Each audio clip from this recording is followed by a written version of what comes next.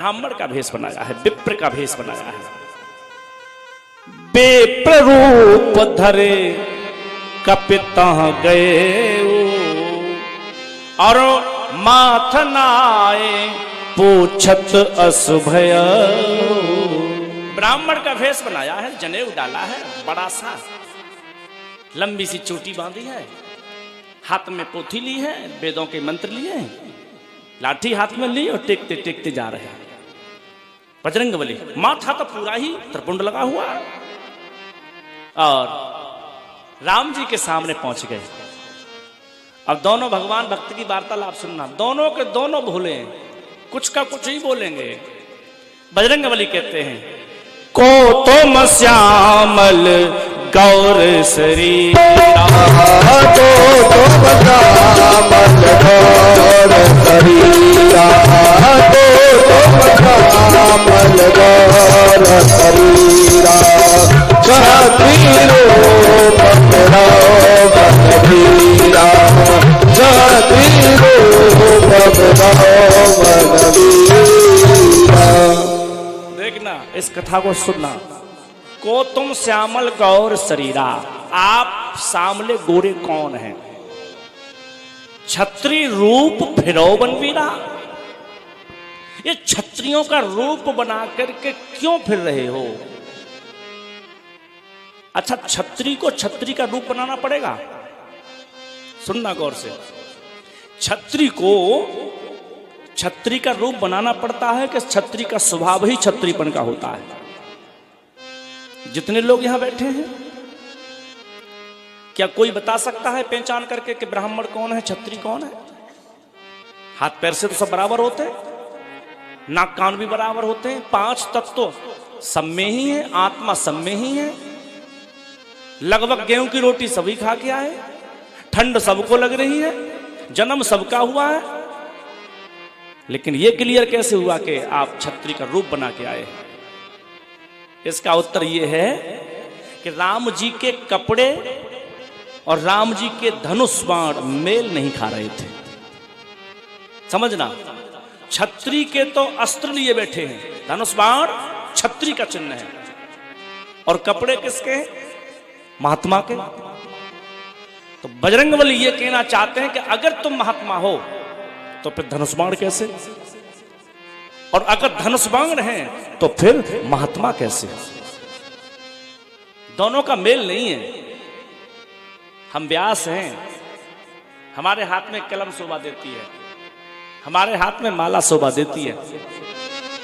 अगर राइफल टांग करके कंधे पे आ जाएं तब, और गद्दी पे बैठ जाएं तब आप कहेंगे आप हैं कुछ और बन के आए कुछ और।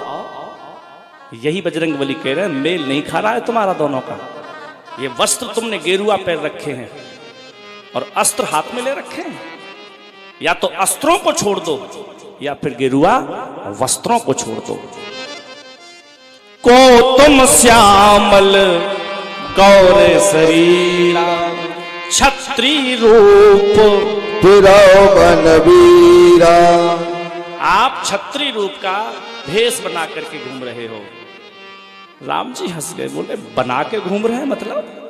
हाँ, बोले बना के घूम रहे हो, कपड़े नहीं है तुम्हारे धनुष बाण वाले। और आगे की चौपाई में क्या बोले? कठिन भूमि कोमल पदगामी, कबन है तु बन विचरो स्वामी, कबन है तु बन विचरो स्वामी। अब आप देखिएगा, चेला भी गड़बड़ झाला कर रहा है, सामने वाले को स्वामी कह दिया। अच्छा, ये क्लियर कैसे हो गया कि तुम स्वामियों में सेवक हो? जैसे ही कहा स्वामी, मंद मंद राम मुस्काने लगे। हनुमान जी महाराज पूछते हैं, आप मुस्का क्यों रहे हो? राम जी बोले, हम समझ गए तुम नकली पंडित जी हो। तुम पंडित तो हो लेकिन नकली वाले हो। बोले तुमने कैसे पहचान लिया कि हम नकली वाले पंडित हैं? बोले असली वाले पंडित होते तो तुम्हें हम प्रणाम करते, तुम हमें प्रणाम नहीं करते। इसीलिए श्रीमान जी तुम नकली पंडित हो, पोल खुल गई तुम्हारी। बजरंगबली को कुछ कुछ हुआ, आज ज्ञानी से पाला पड़ गया। यद्यपि ज्ञानी नामक हिरण्य में हूं, और अगर तुम असली पंडित जी होते तो हम तुम्हें स्वामी कह के प्रणाम करते, क्योंकि तुमने परिचय दोनों दे दिए थे। तुम ब्राह्मण का भेष बना के आए थे, तुमने मुझे क्षत्रिय बोला था, तो ब्राह्मण का भेष बना के आए थे तो कम से कम इंतजार करते, क्योंकि क्षत्रिय ब्राह्मण को प्रणाम करता है, तो मैं तुम्हें प्रणाम करता। लेकिन क्षत्रिय मुझे बोल दिया, ब्राह्मण बन के तुम आए, गड़बड़ झाला तुमने शुरू कर दिया, और फिर स्वामी हमको कह रहे हो। हनुमान जी मनी मन कहते हैं, भाई साहब अभी बात आगे बढ़ने दो, अगर तुमने हमारी पोल खोल दी तो पोल तुम्हारी हम भी खोल देंगे। राम जी कहते हैं, बताओ क्या जानना चाहते हो। कठिन भूमि कोमल पदगामी, कबन है तु बन विचरो स्वामी। ये यहाँ की मिट्टी बहुत कठोर है, वहां की भूमि कुछ कंकरीली भूमि रही होगी। अब कठिन भूमि क्यों कह दिया, और ये कैसे पता पड़ गया कि कोमल है इनके चरण, चरण कोमल है इनके, कैसे पता पड़ा। भैया मैंने एक कथा गाई थी, बीच में बोला था कि श्री भरत जी की याद करके राम एक बार जंगल में रोए थे, पैर में राम जी के कांटा लग गया था। तो जानकी रोते हुए राम से पूछती हैं, रोते क्यों हो आप, एक कांटे के दर्द को सहन नहीं कर पा रहे हो। क्षत्रिय तो दर्द सहन करता है। आपने कथा सुनी होगी, भगवान परशुराम कर्ण के जंघा पर सिर रख करके लेटे हुए थे, एक कीड़ा ने कर्ण की जांघ को फाड़ करके ऊपर निकल आया था, रक्त बहने लगा था। तब भगवान परशुराम ने कहा था कि तू ब्राह्मण नहीं हो सकता है, क्योंकि तेरी जांघ को फाड़ करके कीड़ा ऊपर निकल आया है। इतने दर्द को तो कोई क्षत्रिय ही सहन कर सकता है। एक कांटे के पैर में लगने से राम रोए हैं। जानकी जी कहती, क्षत्रियों का स्वभाव नहीं है तुम कर रहे हो, कुछ तो स्वभाव अपनाओ क्षत्रिय वाला। श्री राम कहते हैं, देवी रोना इस बात का नहीं है कि मेरे कांटा बाहर आया है, कांटे ने रक्त बहाया है। दर्द रोना इस बात का है कि जो कांटा मुझे लगा अगर मेरे भरत को लग जाता तो मेरा भरत जी नहीं पाता, क्योंकि भरत ये सोचता कि इस कांटे ने मेरे दर्द इतना किया है तो मेरे भैया के दर्द कितना हुआ होगा। इसीलिए राम कहते हैं, धरती मां मैं दशरथ नंदन राम तुमसे प्रार्थना करता हूं कि अपनी सारी कठोरता मेरे चरणों के नीचे रख दो और अपनी सारी कोमलता मेरे श्री भरत के नीचे रख दो। तो भरत जहां कदम रखते थे वहां कोमल भूमि होती थी और वहां की कठोरता श्री राम के चरणों के नीचे चली जाती थी। एक कथा आपने सुनी होगी, भृगु जी ने लात मार दी थी विष्णु के, परीक्षा लेने गए थे तीनों देवों की। भृगु जी सीने में हरे के लात को दीना मार, भृगु का नाम बड़ा रहा। तीनों देवताओं की परीक्षा लेने के लिए गए थे। भगवान महादेव का क्रोध जागा तो मारने भागे थे, मां पार्वती ने रोक लिया था। ब्रह्मा जी को अपशब्द कहा तो मां सरस्वती ने रोक लिया था। लेकिन वैकुंठ में जब भृगु जी गए तो भृगु जी ने अपशब्द नहीं कहे। भगवान नारायण तो लेटे थे, लेकिन भृगु को क्रोध आया है। भृगु की भ्रकुटी तनी है देखो नारायण के द्वार, सीने में हरे के लात को दीना मार, सीने में हरे के लात को दीना मार। लात मार दी, नारायण की लात मारी गई है। और जैसे ही लात मारी भगवान की नींद खुल गई है और प्रभु कहते हैं, हे प्रभु आप मेरे दरबार में आए, गलती मेरी ही, लात के खाने के लायक मैं ही हूं। क्यों?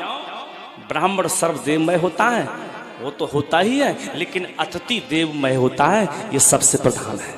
सीने में हरि के लात को दीना मां, सीने में हरे के लात को दीना मां। भगवान का हृदय पत्थर का है साहब, पाषाण का हृदय है। आज भी हमारे लोगों के चिन्ह आते हैं, लात का चिन्ह बना हुआ है। परमात्मा के पैर कोमल हैं, परमात्मा के हाथ कठोर हैं। छत्री का हाथ कठोर होता है, सुन लो, तीर चलाते चलाते चलाते चलाते उसके हाथ कठोर हो जाता है। हनुमंत लाल जी कहते हैं तुम छत्री हो, लेकिन स्वामी क्यों बोल दिया? स्वामी इसलिए बोल दिया कि स्वामी का मित्र स्वामी होता है, स्वामी का मित्र स्वामी होता है। दूसरी बात, गुरु का, जो गुरु होते हैं उनका बालक भी गुरु के बराबर होता है। आत्मा जायते पुत्रा, पिता की आत्मा ही पुत्र होती है। तो मानो बजरंगबली ये कहना चाहते हैं कि तुमने जिस वंश में जन्म लिया है, उनका वंश कौन सा है? सूर वंश, और उस वंश का मैं शिष्य हूं। हनुमान जी शिष्य किसके हैं? सूर के। इसीलिए आप जिसके वंशज हैं उनका मैं शिष्य हूं, इस नाते से आप मेरे स्वामी हुए। और दूसरा कारण, मैं सेवक किसका हूं इस समय? सुग्रीव का। और आपको मित्र किसका बनाना है मुझे? सुग्रीव का। मित्र का मित्र जो होता है वह बराबर का स्थान रखता है। तो इसीलिए अगर सुग्रीव मेरे स्वामी हैं तो आप भी मेरे स्वामी बनने वाले हैं। भविष्य को देख करके बोल रहे हैं। बजरंगबली कहते हैं अपना परिचय दो, तुम कौन हो?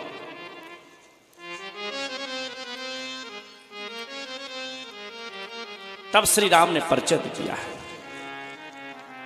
कौशलेश दस रथ के जाए,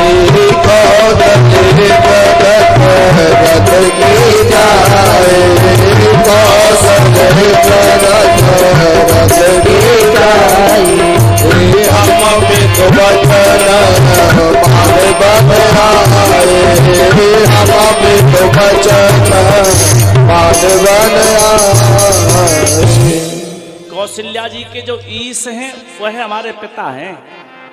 ये नहीं कहा दशरथ के बेटा हैं। मां का परिचय पहले दिया। कौशल्या के जो पति हैं कौशलेश, दशरथ के जाए। कौशल्या के जो पति दशरथ जी हैं उनके हम बेटा हैं, और पिता का वचन निभाने के लिए हम वन में आए हुए हैं। यहां तक तो बजरंगबली सहन कर गए। आगे बजरंगबली ने पूछा, आगे यहां विचर क्यों रहे हो? यहां हरि निश्चर वैदेही, यहां हमारी वैदेही की चोरी हो गई है। चोरी किसकी हुई है? वैदेही की। बजरंगबली ताली मार के हंस गए। राम जी बोले, पंडित जी हंसते क्यों हो? बोले तुम्हारी पोल खुल गई, तुम्हारी पूरी पोल खुल गई। बोले क्यों? तुमको इतना भी नहीं पता है कि चोरी देही की होती है, वैदेही की कभी नहीं होती है। आप मेरा हाथ तो पकड़ सकते हो, लेकिन आप में से कोई मेरी आत्मा को नहीं पकड़ सकता है। बजरंगबली बोले, ऐसा लगता है तुम इस धरती के प्राणी नहीं हो। राम जी बोले, तुम्हें कैसे पता पड़ा? बोले, धरती के प्राणी होते तो तुम्हें धरती के नियम भी पता होते कि धरती पे किसकी चोरी होती है और किसकी चोरी नहीं होती है। इसीलिए तुम कोई और हो।